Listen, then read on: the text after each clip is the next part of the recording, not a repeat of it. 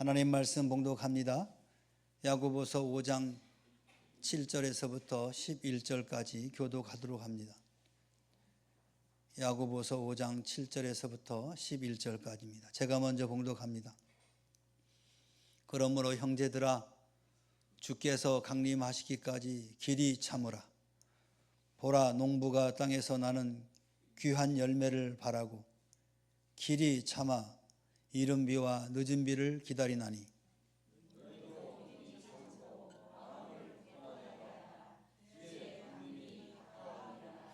형제들아, 서로 원망하지 말라. 그리하여야 심판을 면하리라. 보라, 심판주가 문 밖에 서 계시니라.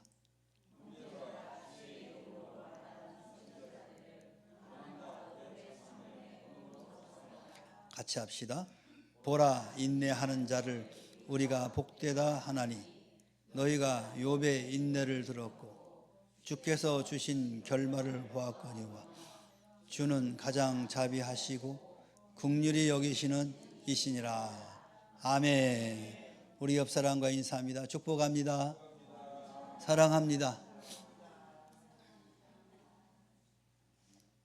사랑하는 성도 여러분, 지난 주일 우리는 이사야 43장의 말씀을 통해서 광야의 길을, 사막의 강을 내시는 하나님을 묵상했습니다.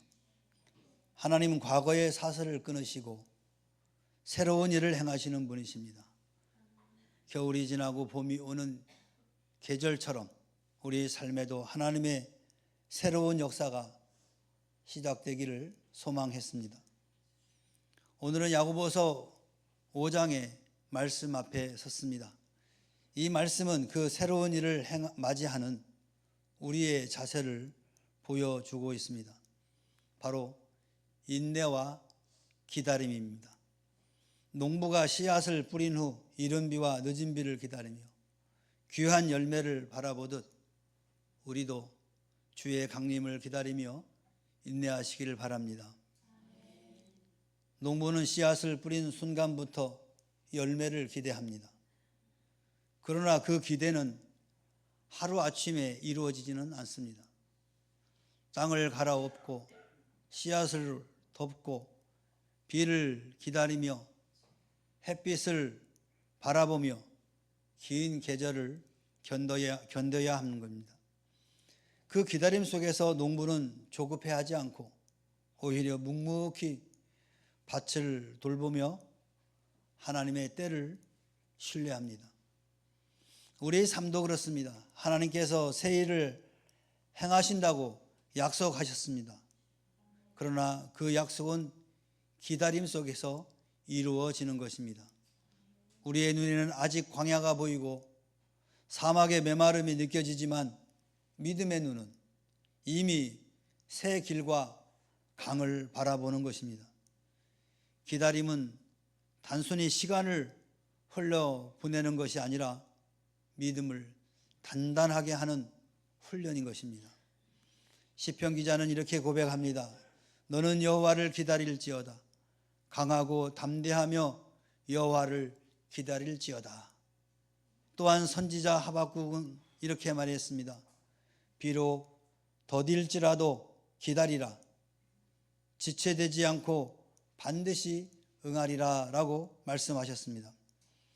사랑하는 성도 여러분, 봄을 기다리는 겨울의 끝자락처럼 우리의 신앙도 하나님의 때를 기다리는 인내의 계절을 지나가고 있습니다. 그러나 그 기다림 끝에는 반드시 새싹이 돋아날 줄로 믿습니다. 오늘 본문은 바로 그 기다림의 신앙을 우리에게 가르쳐주고 있습니다. 이제 야고보 사도가 보여주는 세 가지의 인내의 길을 함께 살펴보고자 합니다. 먼저 농부의 기다림처럼 인내하라라고 말씀하고 있습니다. 오늘 본문에서 야고보 사도는 우리들에게 그러므로 형제들아, 주께서 강림하시기까지 길이 참으라 그랬습니다. 이렇게 권면하고 있죠.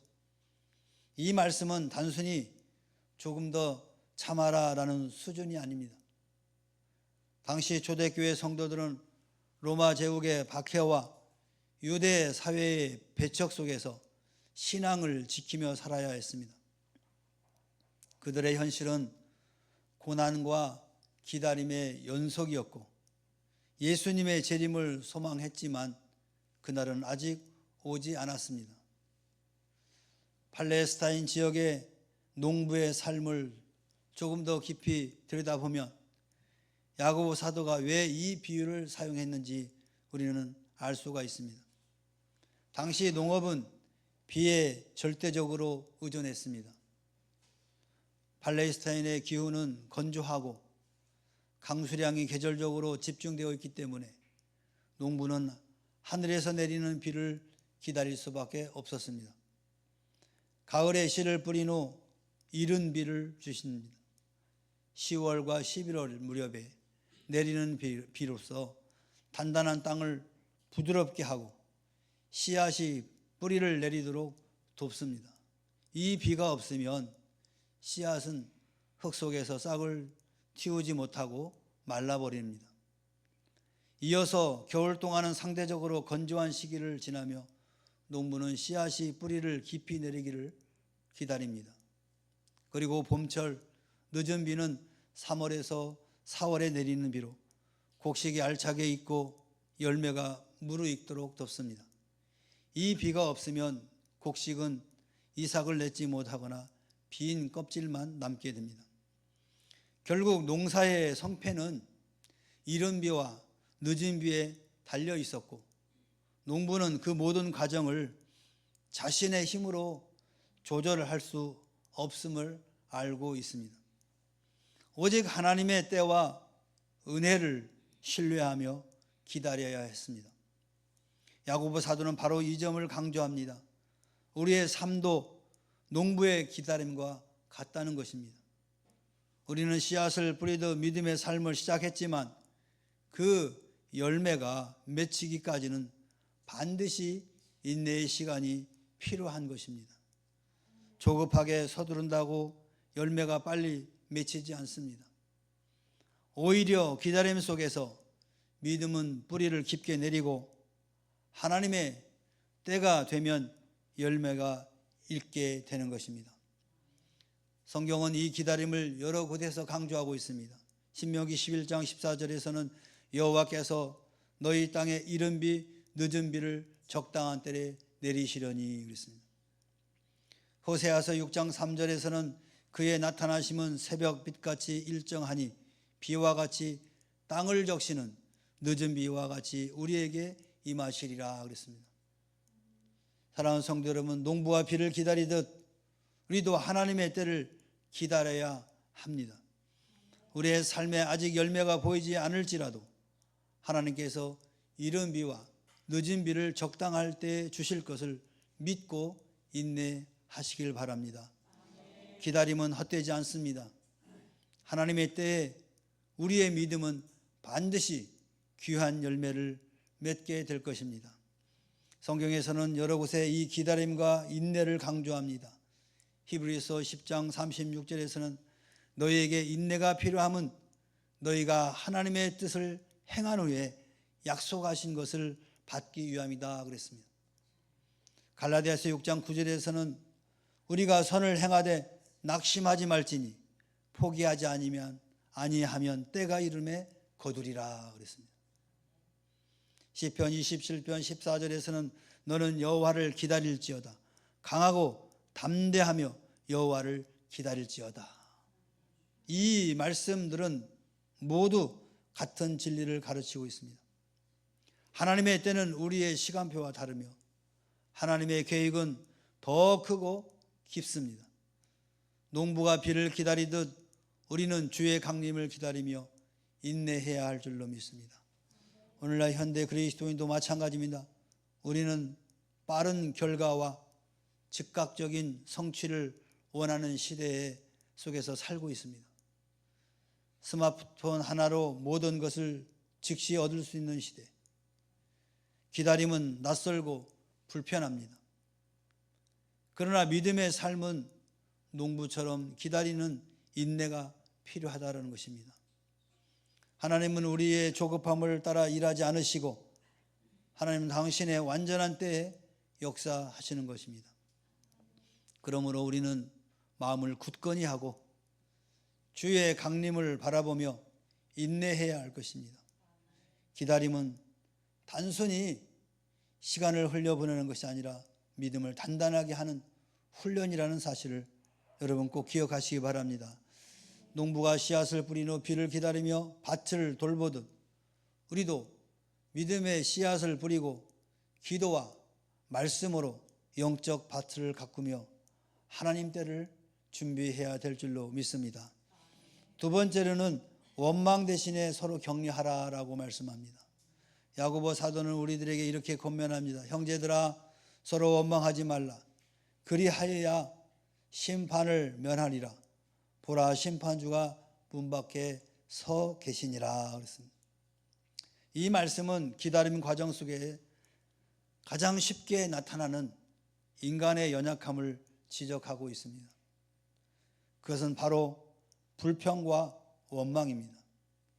초대교회 성도들은 로마 제국의 박해와 유대 사회의 배척 속에서 믿음을 지키며 살아야 했습니다. 그들의 삶은 늘 긴장과 고난 속에 있었고 예수님의 재림을 소망했지만 현실은 더디게만 느껴졌던 것입니다. 그러다 보니 공동체 안에서 서로를 탓하거나 불평하는 일이 생길 수가 있었던 것입니다. 너 때문에 우리가 더 어려워졌어. 혹은 왜 하나님은 이렇게 늦게 오시는가? 이런 말을 하면서 원망이 스며들면 공동체는 쉽게 분열되고 믿음은 흔들리게 될 것입니다. 그러나 야고보는 그런 상황 속에서 분명하게 말씀합니다. 심판주가 문 밖에서 계시니라. 이 말씀은 두 가지 의미를 담고 있습니다. 첫째는 주님께서 곧 오신다는 재림의 소망일 것입니다. 기다림은 끝이 없는 것이 아니라 반드시 그 결말이 있다라는 것입니다. 두 번째로는 심판주 앞에 설 것을 기억하라라는 경고의 메시지이기도 합니다. 원망과 불평은 단순한 감정의 문제가 아니라 심판 앞에서 책임져야 할 죄가 될 수 있다라는 말을 오늘 야고보 사도는 말씀하고 있는 것입니다. 성경은 공동체 안에서 원망을 버리고 격려할 것을 여러 차례 강조하고 있습니다. 빌립보서 2장 14절 15절에 모든 일을 원망과 시비가 없이 하라. 이는 너희가 흠이 없고 순전하여 어그러지고 거스르는 세대 가운데서 하나님의 흠없는 자녀로 나타나며 그랬습니다.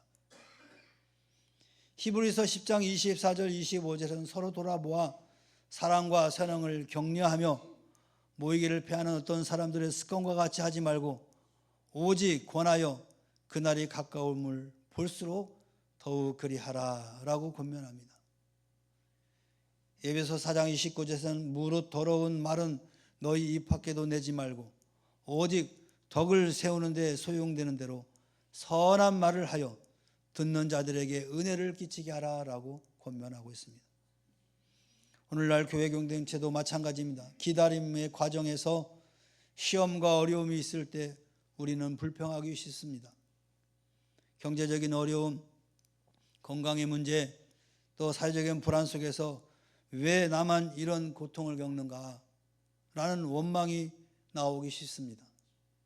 그러나 원망은 공동체를 무너뜨리고 격려는 공동체를 세워나간다는 사실을 꼭 기억하시기 바랍니다. 현대사회는 경쟁과 비교가 심한 시대입니다. 직장과 학교, 심지어 교회 안에서도 서로를 비교하며 원망하기 쉽습니다. 그러나 우리는 서로를 탓하기보다 믿음의 길을 함께 걸어가는 동역자로 격려해야 될 것입니다.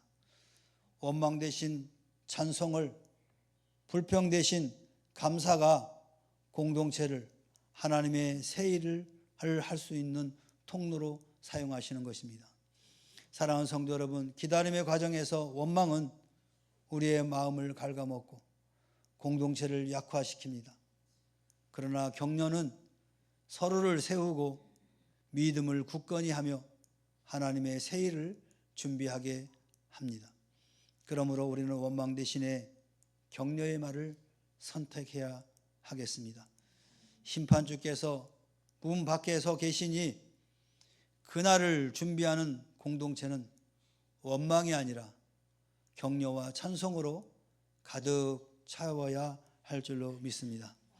마지막으로 선지자와 욥의 인내를 본받으라라고 말씀하고 있습니다. 야고보는 오늘 10절에서 형제들아 주의 이름으로 말한 선지자들을 고난과 오래 참음의 본으로 삼으라. 보라, 인내하는 자를 우리가 복되다 하나니 너희가 욥의 인내를 들었고 주께서 주신 결말을 보았거니와 주는 가장 자비하시고 긍휼히 여기시는 이시니라 라고 말씀합니다. 야고보 사도가 선지자들과 욥의 인내의 본으로 제시한 것은 매우 의미가 있는 말씀이죠. 당시 초대교회 성도들은 이 박해와 고난 속에서 믿음을 지키며 살아가야 했습니다. 그들에게 가장 큰 위로와 격려는 바로 믿음의 선배들의 삶이었던 것입니다. 선지자들의 인내를 보면 구약의 선지자들은 하나님의 말씀을 전하다가 수많은 고난을 당했습니다. 예레미야는 진리를 선포하다가 감옥에 갇혔고, 엘리야는 아합과 이세벨의 핍박을 피해 광야로 도망을 쳤습니다.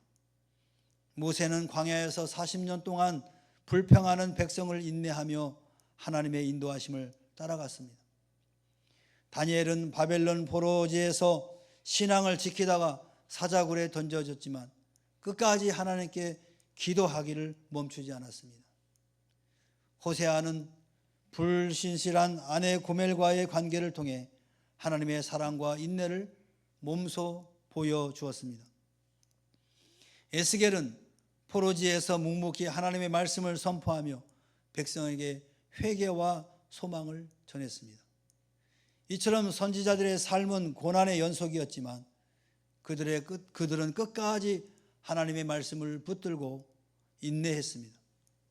그들의 인내는 단순히 고통을 견디는 그런 차원이 아니었습니다. 하나님의 말씀을 신뢰하며 끝까지 순종하는 믿음의 행위였던 것입니다.